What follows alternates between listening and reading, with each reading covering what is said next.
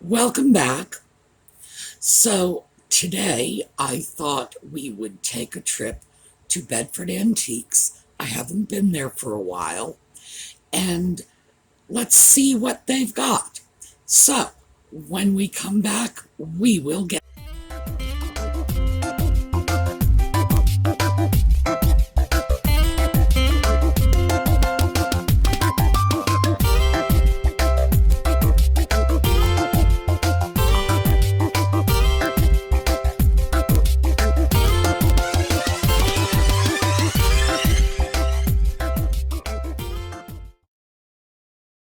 Well, I've shown you the little front display area at Bedford in the past, and today it was full of children's things, toys, little children's furniture, children's themed items in general.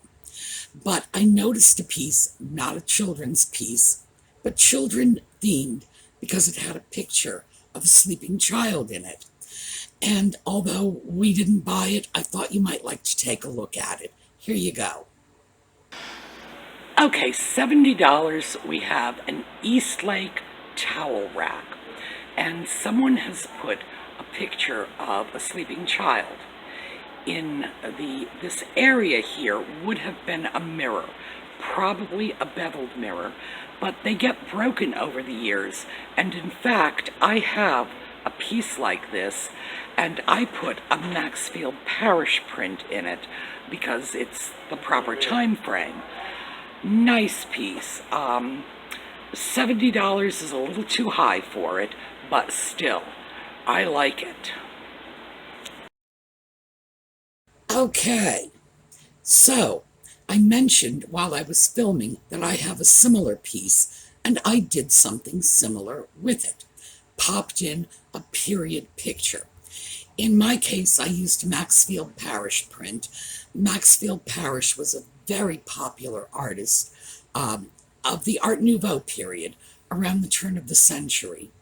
And his work, it's not inherently compatible with Eastlake design. Eastlake is more William Morris Arts and Crafts compatible.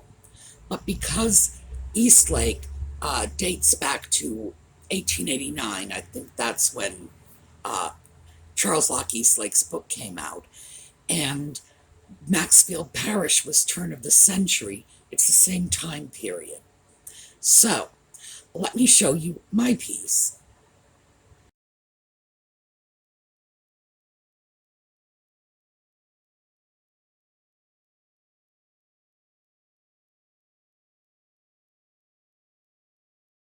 As you can see, the similarity is only in the colors because it came from the same time period. So Parrish's colors tended to reflect the nature colors that were really popular at that time. Again, William Morris Arts and Crafts. But it was probably the same situation.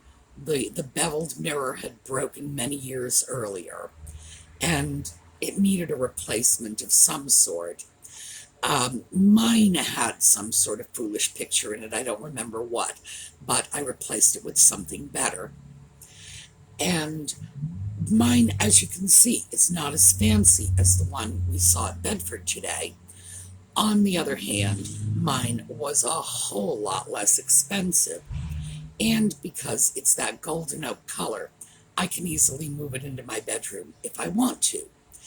I should mention that piece of fabric that's hanging from the towel bar is actually a 19th century crazy quilt. It's small, it's like a child's quilt. The stitching is beautiful. But some of the fabrics in the quilt have deteriorated over the years.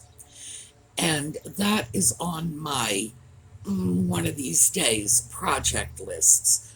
One of these days, I am going to take that piece, lay it out, cut it out so that I can eliminate the worst of the damage and turn it into something else. I'm not in a hurry to do this because taking a pair of scissors to that piece is daunting. But given the fact that the damage is so bad in some areas, silks and velvets deteriorate over time. If you leave them out long enough, they are just going to disintegrate. So I may end up doing that one of these days. I haven't worked up the courage yet, so it's still on my project wish list. Once I actually got into Bedford, as you know, my first stop is invariably Janine's booth. I always find something there. In fact, I think I went in there once, didn't find something, and I was so shocked that it really threw the rest of the trip off for me. But Janine came through for me again today, so let's take a look at what I found. So back to Janine's booth, and she has not let me down. Beautiful little set, hand-painted Japan, creamer and teapot. Now, obviously the sugar bowl is missing, but teapots sell well, creamers sell well. $9, oh yeah, coming home with me. So I will be separating the coffee pot and the creamer. When I list them in my Etsy shop, I will probably refer back and forth to the listings in case someone really is interested in acquiring both pieces. But teapots sell, no question about it, and creamers sell. So do I have a concern about selling a lone teapot? No. People who collect teapots, as a general rule, this isn't by any means an absolute. As a general rule, they collect teapots. So if they get a teapot and it has a creamer and sugar with it, well, that's all well and good, but it's really not what they're interested in. And creamers are so gosh darn useful that you can just sell creamers like they're going right out of style. So, and I love creamers because of that. It's just, they are endlessly useful pieces. So a creamer, a teapot, yeah, I'm fine with that. And when the price is really good, like $9, sure, you don't need to ask me twice. I then went across the aisle. There was a little booth across the aisle, and occasionally I've gotten some interesting pieces there. Not always. In general, their prices are high, but that doesn't mean they don't occasionally have good bargains there. They do. And in this particular instance, it's not what I would call a good bargain, but I saw a very pretty set that I thought you might like to see. So this is the little booth that's directly across the aisle from Janine's booth. And this is a Lefton coffee set. We know it's coffee because the spout comes in from the bottom, and that's how you tell the difference between coffee, tea, and chocolate pots. This is $48. Lefton is one of the better known Japanese importers from the mid-century, and the paisley pattern is one of their better known patterns. At $48, it's out of my price range, but I thought you might like to take a look at it all the same. Now, I just remembered I have a little piece in that same pattern. I do not recall where I ended up picking this piece up. It had some sort of lid on it at one time, but this is what I have. It's a piece that's in my stash for eventually going on the top of a Tidbit tray as a topper. But as you can see, this paisley pattern is one that Lefton was known for, blue paisley. It's a wonderful little pattern, but I was not interested in paying $48 for the set. Not to say the set's not worth $48. It's just not worth $48 to me. But as you can see, the Japanese import pieces, my goodness, they can really, really be nice. And frankly, they can command very good prices depending upon the pattern, the item, and many times depending on the importer. And Lefton was a major importer, so it sort of has its own little following. Anyway, that stayed behind. Up next, I went upstairs to see what Paul had for me, because, Paul's always got something, and it's always got my name on it. So look what I found. Well, we are in one of Paul's little secluded cubbies. And this is the piece I'm looking at. Bisque, very European, frankly, very kind of Meissen. $9. This is from a Japan import company, and I'm definitely going to take it because all the babies have their little fingers, all the leaves and petals are intact here, and that's what you look for in pieces like this. Damage is always going to reduce the value. So, perfect pieces sell for more money. Well, I thought that was a wonderful piece. Japan imports, and I said this probably about a month ago in a video. Japan import pieces were usually not Bisque pieces. The Bisque pieces usually came from Europe. And you gotta know, once those words came out of my mouth, I started positively tripping over Japan import Bisque pieces. It's just, that's always the way. As soon as I say, boy, you hardly ever see these, I just wander into a flood of them. Bisque pieces have their own collector's market. People collect Bisque porcelain, and they don't care if it comes from Germany, from Austria, from France, from Japan. Doesn't matter, because they are attracted to that beautiful matte finish. It's just, the porcelain is very, very nice. And it's especially popular with people who decorate in an older style, an antique style.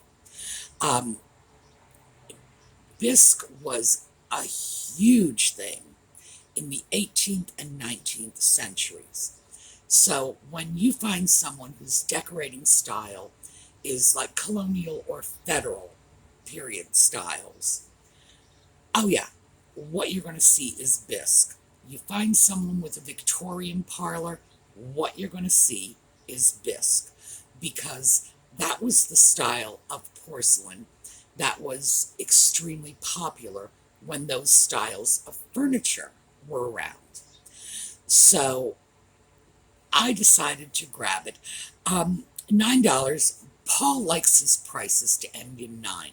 So he'll charge $9 for something, $19, $29. And of course, there's another range of prices in there too, because you've seen me go into his booth and grab something for $2 or $3. But I always get a kick out of that whenever I see that, and it's like, yep, Paul's piece. But here's what I wanted to show you next. So look what I happened across on my way to the register. The piece on the right is the one I grabbed from Paul's booth. The piece on the left is the one I saw at the booth here. $9, $18. That one is marked Norleans. Norleans is also a well-known Japan exporter. So, in fact, they are virtually the same pieces. Decoration which is applied is a little different on both of them, but it just goes to show you that if you see something you like, keep looking, because Paul might have it for half the price. And by the way, this is not the first time I have walked past an expensive piece and found an identical piece in Paul's booth for a lot less. I was coming downstairs from the second floor and walked right into that bookcase.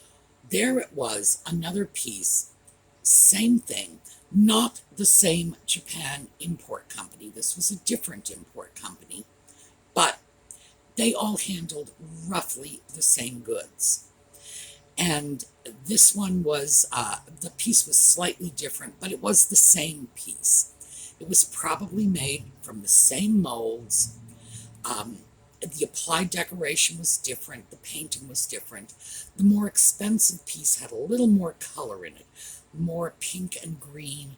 I guess that's a matter of individual taste. The one I got from Paul had more of the little Capodimonte style flowers on it. So, you know, it's a wash. 6 of one, half a dozen of the other. The people who prefer more colorful Bisque porcelain might have gone for the $18 piece, but someone who prefers the Capodimonte style features, the little applied flowers and leaves, would have gone for Paul's piece. I went for Paul's piece, well, the price. But as I said in the film, when I was filming this is not the only time this has happened, and I wanted to show you something. This is a snuff jar, 19th century Wayman Snuff. It was a company out of Pittsburgh, I think, a Pennsylvania company. It might have been Philadelphia, but I think it was Pittsburgh. I'm not really sure. Snuff jar. And I got this one from Paul. I did not pay more than $10. So I'm going to say I paid $9 because he likes prices that end in 9s. The same trip, when I picked this up and popped it in my bag, I walked past the booth of another dealer. Same piece. They were asking $35. That piece sold, by the way. So I know they got their $35. Subsequently, because I took an interest in this, I went on eBay. This is a whole thing, by the way, these Wayman snuff jars, because, here, let me show you. Beautiful classical lines, over 100 years old, and very simple, just this sort of off-white coloring, nice stoneware pottery, heavy. Now, these jars had a little porcelain lid, a stoneware lid, that matched and just went right in here. Let me take the stopper out. You see, there's a little lip, and the lid would have rested on the lip. I got mine without the lid. The other one I saw at Bedford for $35 was also without the lid. So I just went to eBay, found a Chinese company that makes industrial grade stoppers. This one is off-white. It's a little brighter than this jar, but I imagine enough time and, you know, the rubber is going to start to darken a bit. $5.12, including tax and shipping. I actually looked it up to make sure.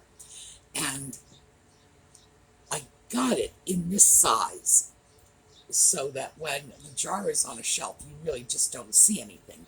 That would have been what the original would have looked like because the lid would have been recessed.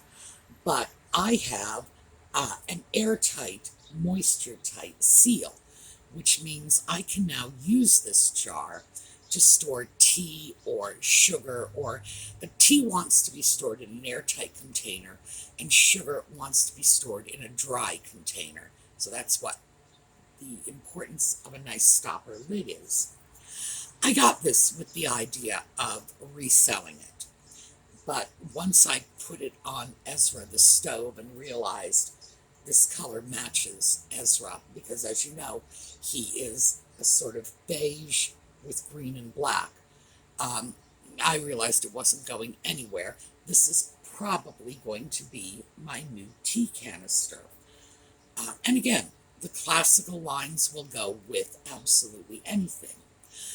But the reason I wanted to show you this is not, oh, look at what I got, but all it took was just looking at another booth.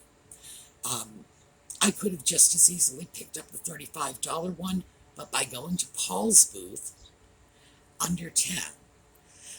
And that's something I would strongly recommend whenever you go into an antique mall.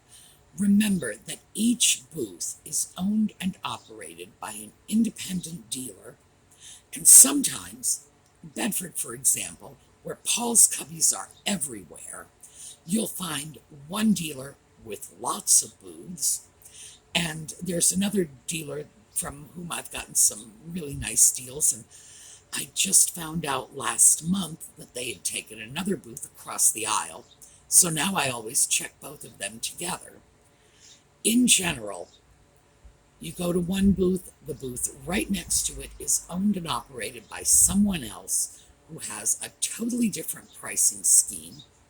I don't know how people price things. I would imagine some people set their price based on what they believe the item is worth.